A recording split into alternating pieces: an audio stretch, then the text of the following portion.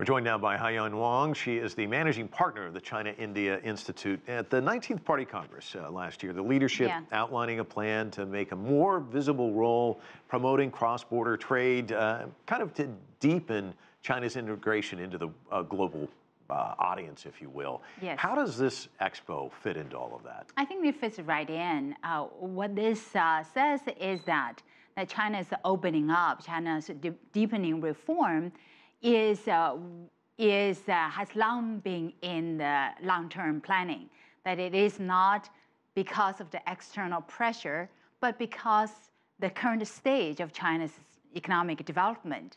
China's economy has developed to the point that for the next stage, China must alter its development model from more of an investment export-driven to a more domestic demand, foremost consumption-driven economy. You know, regardless of trade tensions, that this is the path that China has been on and will continue to be on. If I'm a guy and I'm trying to peddle something and somebody says, I'm going to open up the doors, here's a huge audience that can buy your wares, this is really an opportunity for them. But it's relationship-based too, isn't it? I mean, can you go to the expo and strike it rich, or is this just a process? I think that, well, it is both a process, but this is a great platform. If I'm peddling in the car, or if I'm selling the organic good food, lobsters, or or eco-friendly technologies or industrial parts, this is the place I want to be. No wonder hundreds of thousands of participants will be at the expo, because you draw buyers all at the same place. And I cannot imagine anybody who is serious about going to selling their products to China's market, to the 600 million rising middle class.